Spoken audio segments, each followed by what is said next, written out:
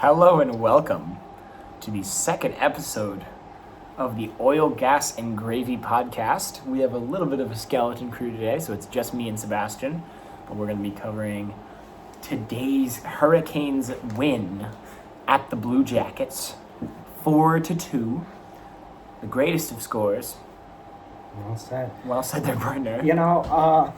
This was a Blue Jackets game. They just came off a back-to-back in Madison Square Garden. We had mentioned that in the previous episode. We knew this would be a tough one for the Blue Jackets, but They played hard. all credit to them. They played with a good amount of speed, Honestly, I was telling Sebastian earlier, that looked like the best terrible team I've ever seen. They looked really good. You wouldn't be able to tell they were a terrible team. You wouldn't be able to tell that they're the worst team in the freaking division by a lot. Yeah, basically. Are they? But you think they're worse than the Penguins right now? Penguins right now versus Blue Jackets right now. Who do you take? based off of that game. I really like the way the Blue Jackets play. I would not really have an easy time choosing between the Penguins and the Blue Jackets, I mean, yeah, I think I'd take the Blue Jackets. Honestly, hasn't the Penguins' goalkeeping been just terrible lately? Yeah, Jari's falling apart, and Delkovich, Ned is... I love him. But Ned fell off after that rookie season in Carolina. But yeah, remember when we were trying to trade for Ned? When people were like, trade Ronta for Ned, and I was like, they wouldn't take that trade. Ronta has a .85. Yeah. But, our road streak comes to an end here. Or, not streak. What is it? What am I trying to say? Stretch. Oh, yeah, we go back home. We do. On Saturday against Winnipeg, but we got 5 of 6 points on the road. What do you think that does? Especially in a position like we are, right behind the Rangers. I will take it. Absolutely. Because, pretty good. OT in Buffalo. Mm-hmm. In a game that we just kind of got screwed by the refs a little bit. No, that was just genuinely a sloppy game by us. We did play sloppy, but I think there was... what was the call that was crazy stupid? The goal that got called back. Yeah, that was dumb. The supposed... was it a hand pass they called it or whatever? Yeah. No, that one wasn't even called in the first place. They just stopped play. They just stopped play, and it was really we scored, and that was really stupid. And then taking the win in Minnesota was nice. Even though we didn't play amazing. But tonight I feel like we played well. Like, our offensive pressure today was really good. Yeah, we got to our game. That's something we talked about in the last episode. We didn't get to our game. We need to outshoot our opponents. And here we did clearly by a margin of basically 3-2. It was 34-22. I want to point out something because 34 shots on goal, but Columbus had 21 block shots. That they did, It's something we've talked about. When you fire stuff from the blue line, odds are it's going to get deflected out somewhere in front of the net. I feel like, also, our game-winning goal, I guess it would be called the game-winning goal, wouldn't it? The Shea goal. I guess it would be. I can't decide if it was nasty or stupid. It was a little bit of both, It was a little bit of both. He's a defender gets loose a defenseman gets loose after being in the box and just freaking pokes it a 5-hole. Yeah, we'll take it. Whatever, I guess. I feel like Columbus's goalie was actually pretty good other than that. No, yeah, definitely. I think especially in the third period. The third period save, desperation, flip, Berdusky or whatever. It was something, but there was a solid possession by the Canes where we easily had 5+ shots on net, and there were so many spectacular saves. Not even by the goalie, but there was one Svechnikov got behind the goalie. And I forgot, but something, I forget his name. Something. The Blue Jackets players, I don't know them because the Blue Jackets are irrelevant. Right. I know Boone Jenner and I know Nylander, and that's about it. And not Vermelka. Merzlikins, yeah. Elvis. I guess I didn't think about how they would have put Elvis up against NYR. I kind of wanted to face Elvis again. but it's okay. That would have been a little. He wants out of Columbus. That he does, but you know who did get out of Columbus? Spencer The Canes with the win. Martin. Spencer Martin, he played good enough to win today. I don't think he was spectacular by any means. It was an interesting decision to start him. I think it was a funny one at that. I think that Rod might have been doing a little trolling. But the trolling worked. I mean, he was good. He played, Both of his goals were kind of just tough luck. I mean, Like, the one was a 3-on-1, which was just our defense sucked that play. yeah, it was Natchez and Drury missing their assignments, and you're leaving Slavin back there. Yeah, I mean, as Slavin. good as Slavin is... Slavin almost made the play. He almost did. He put his stick in the right spot, but if you're Martin in that situation, you can't really seal the post because then a pass through is an easy tap-in for the Blue Jackets. So I think he played that well, not necessarily sealing, but he was playing aggressive and trying to get an attack of the puck. Yeah. And then on the The second other goal just hit off his mask at the wrong angle and just deflected in. you know, I think what they said is it hit the tail end of a Blue Jacket stick, and It definitely is mask. either way, it was deflected, and it's just tough luck there. Other than that, he made some pretty good saves. I do think his puck handling today, it wasn't extravagant. It was by a little any- bit nerve-wracking. It was a little. He would be up out of the crease, and then there would be like 5 men in the zone for the Blue Jackets, and I'd be like, Spencer, please get in the crease. Yeah, it was a But little. other than that, I mean, it's CBJ. You don't have to do much. I mean, with the way they played, we definitely had to do something. We did have to do something, yeah. Right? They played a really, really solid game. And Winnipeg on Saturday. yeah, what do you think about that one? Winnipeg, let's check the live score. Actually. What is their... So they're not on a back-to-back, so we'll get hella luck. We will get hella luck. That we will. So we're going to be at that game, along with some other people, including all 3 of the other members that are not here of the Oil, Gas, and Gravy podcast. But the Jets are now losing to the Dallas Stars 3-1. 3-1 that they are. I mean, the Jets are really good. We're really good. So are the Stars. So are the Canes.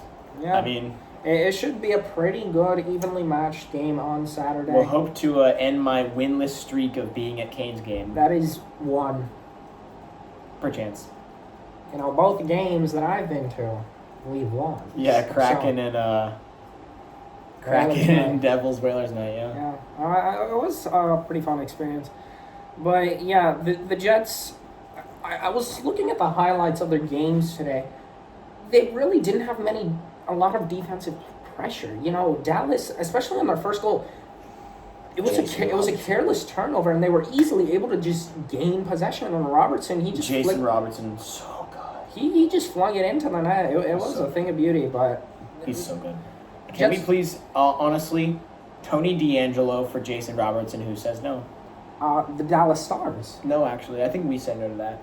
Tony D is too important to the Carolina Hurricanes. I mean, yes. Counterpoint, Tony D to Dallas for Ottinger and Robertson. I think that one's fair. They're on a first rounder. Yeah, we get a first rounder too. Yeah, Right, so it's Ottinger, Robinson, and the Dallas first rounder for DeAngelo. Yeah, definitely. That would be a Who says no? dream trade. Canes, dream trade. Speaking of Pedersen trade rumors. Speaking of trade rumors, yes, that's exactly what I was going to bring up. There were some deep conversations today between the Nucks and the Canes. Unfortunately, nothing came out of it. The Nucks want to try and extend, and they really want to retain him. The player that Pedersen is, he's truly a beast there on the ice.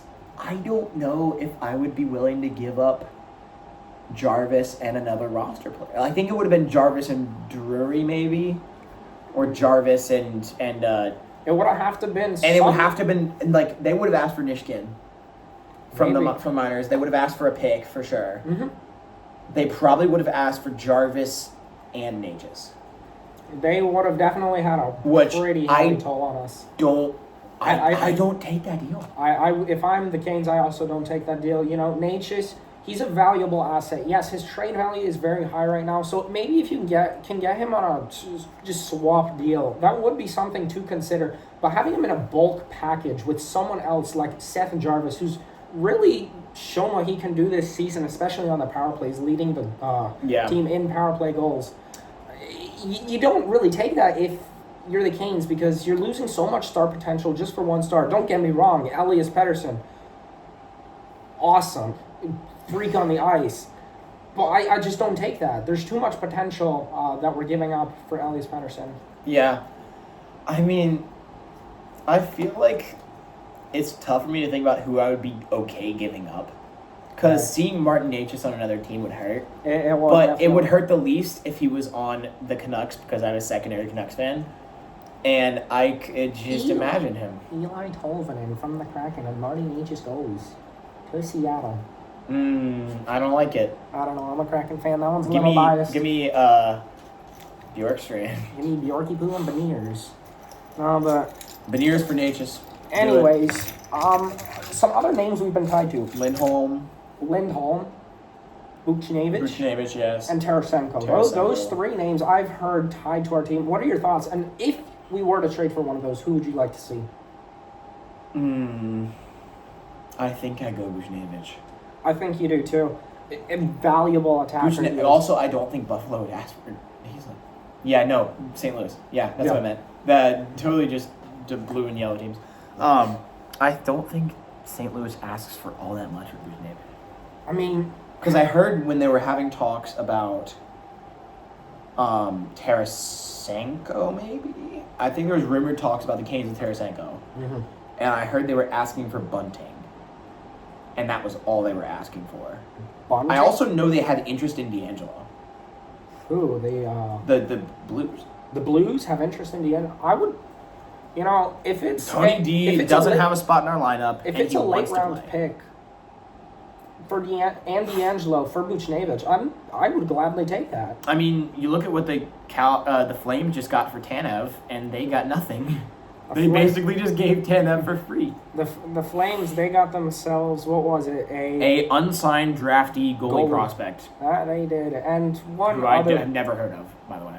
From the Devils, might I add. Yeah, from the Devils. And you know what the Devils got out of that? Amazing at drafting goalies. You know what the Devils got out of that? Nothing. 4th round pick. And they also, don't forget, they got 30 seconds of Chris Tanev. That they did. A legend forever in New Jersey. I'm sorry, Mr. Sampieri.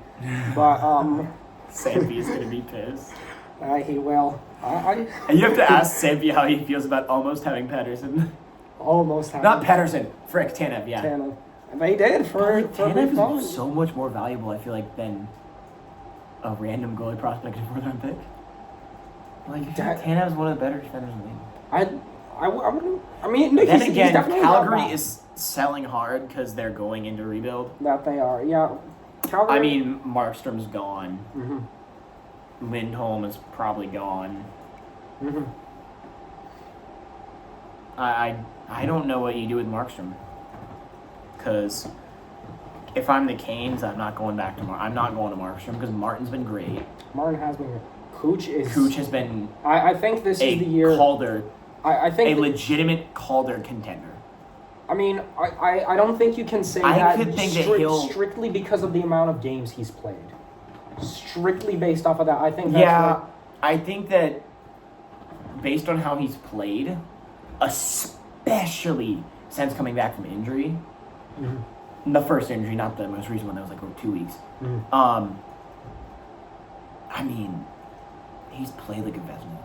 He really has. He's played like a Vezina nominee, which I think is crazy because you tell me at the start of the year that Pyotr Kochetkov is playing like a Vezina nominee, then I'm not saying you're crazy, but I'm saying the Canes are winning the cup.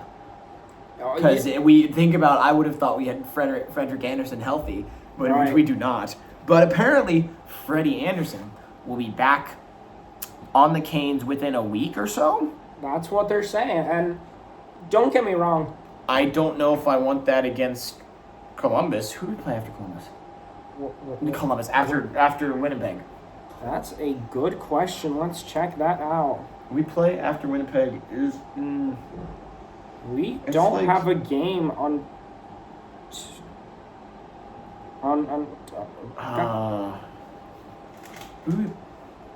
Schedule's right over there if we can get a look. I'm going to take a walk to the schedule. A walk to the schedule.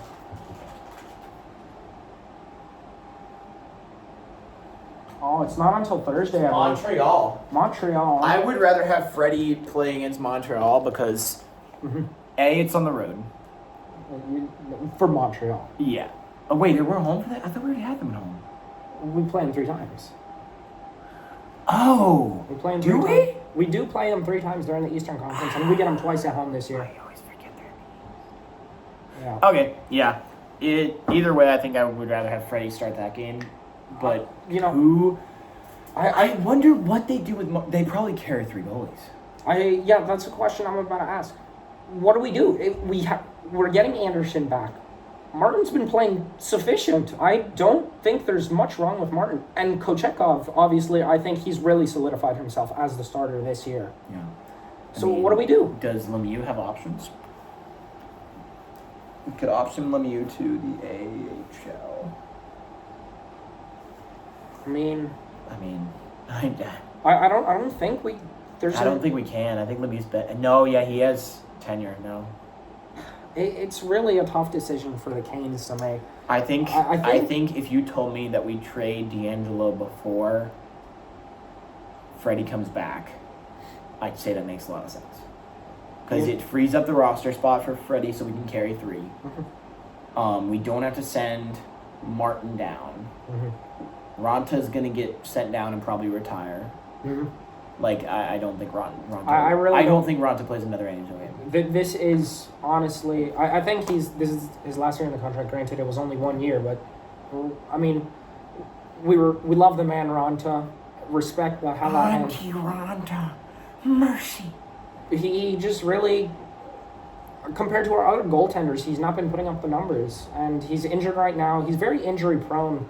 We've seen that throughout this year. I think there was 3 separate periods where he's been out for stretches of games. Maybe. But, yeah, I think it's the end of the road for Ronta. And he's just not been... He's been last year Pyotr Kochetkov, but his highs have not been as high. Because he's been inconsistent, but he's not been... When he's on, he's not godlike. Talk about that Penguins game. That's like the only... The Penguins game was him seeing Sidney Crosby and thinking it was 5.5 years ago. That it was, but unfortunately, we are out of time for this episode. Tune in Saturday and catch us on the Oil, Gas, and Gravy podcast. Rangers suck. That they do. Sorry, Sampy again. Ranger? What? Is he like the Rangers? They only like the